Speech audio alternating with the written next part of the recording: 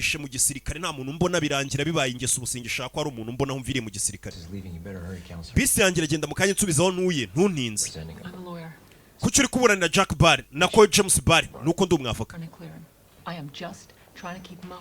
ndi kugerageza kumuburanira ngo batamukatira igihano cyo gupfa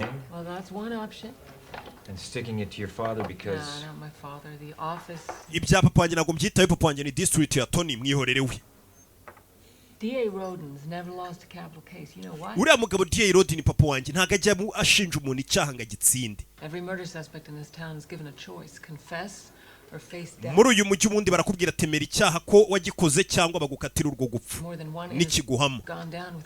rero ntago nkunda ko imfungwa bayemera cyangwa ngo ifungwe gutyo itabanje kuburana umukobwa ngiye nkunda amahoro gusa ntago ari intambara uriya musore James Barry mwafashe ni umugizi wa nabi cyakira muhama ubizi uti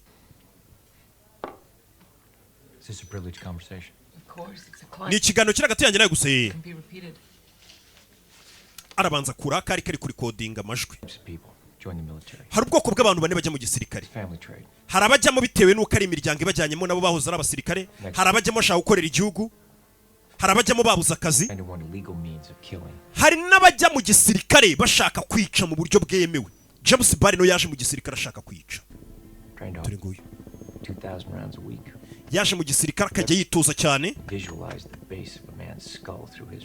umugabo yaje mu gisirikare bakajya badutoza kurasa wahora yitoza yifuza kuzarasa agahanga k'umuntu nicyo kintu yashakaga baza kumwohereza muri Iraq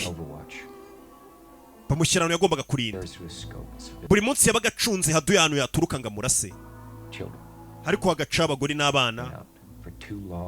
amara imyaka igera muri 2 atarabona haduye wo kurasa kandi yaraje mu gisirikare ashaka kwiyicira abantu no kwirasira abantu ibyo byaramubabaje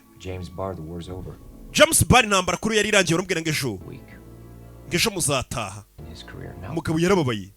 kuba agiye kuva kuri misiyo yagiyemo muri Iraq nta muntu arashe kandi yari afite inzara yari afite inyota ameze nk'umuntu ushaka kuryamana n'umukobwa ariko akaburo baryamana nawe niko yumvaga ngo ashaka umuntu yarasa cya yakwica ibaze kumara imyaka 2 umeze nkaho ufite inzara ushaka kurya cyangwa ushaka kuryamana n'umuntu ntumubone niyo nzara nayo yari afite yo gushaka kurasa umuntu ngo ntamubone wumva urugero bari gutanga